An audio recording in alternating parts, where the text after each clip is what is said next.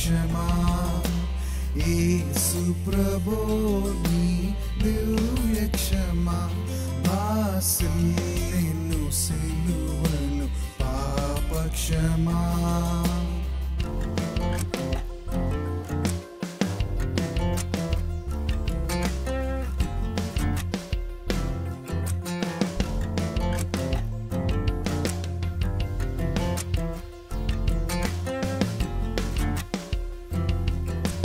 కలువరిలో నా పాపము పంచి సిలువకు నిన్ను యావతి చేసి కలువరిలో నా పాపము పంచి సిలువకు నిన్ను యావతి చేసి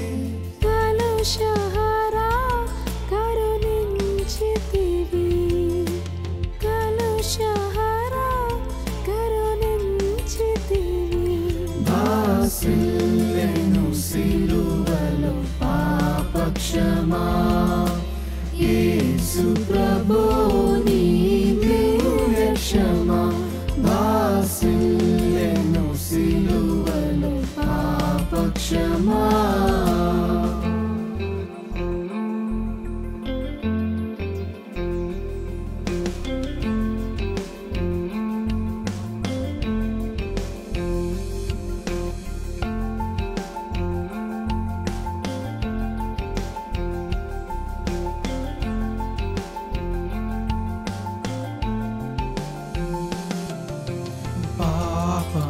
చేసి గడించితి మరణం శాపమిగా నేనర్జించినది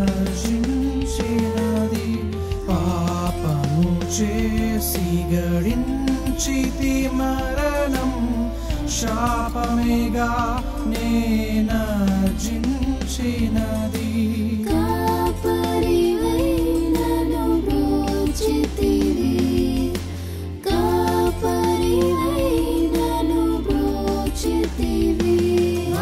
బాసిల్లెను సిలువలో పాపక్షమా యేసు ప్రభు నీ దివ్య క్షమా బాసిల్లెను సిలువలో పాపక్షమా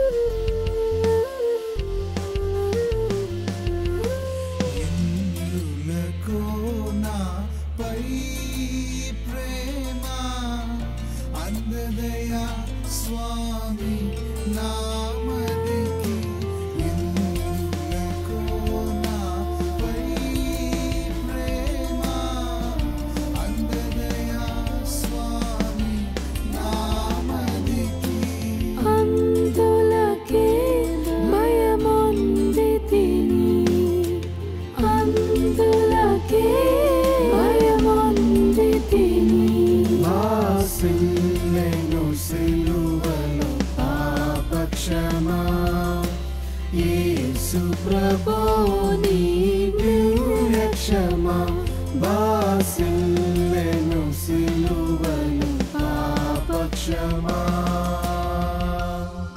క్రీస్తు శిలువ మరణం ఒక సాధారణమైన విషయం. ఎందుకంటే పరిశుద్ధుడైన పవిత్రుడైన అనంతుడైన త్రేక దేవుడు మానవుని రక్షించుకొనడానికి ఎంత దూరం వెళ్ళగలడో దానిని క్రీస్తు శిలువ మరణం ద్వారా మనకు ప్రత్యక్షపరిచాడు.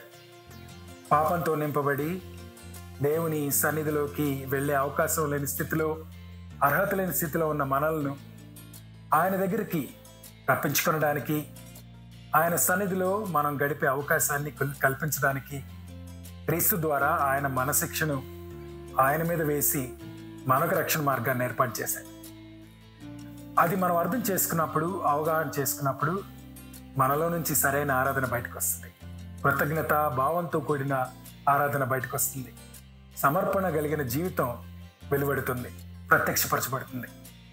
అలా క్రీస్తుని తమ జీవితాల ద్వారా ప్రత్యక్షపరిచే క్రైస్తవులు, సంఘాలుగా మనం నిర్మించబడాలని మా ఆశ, మా ప్రార్థన. God bless you.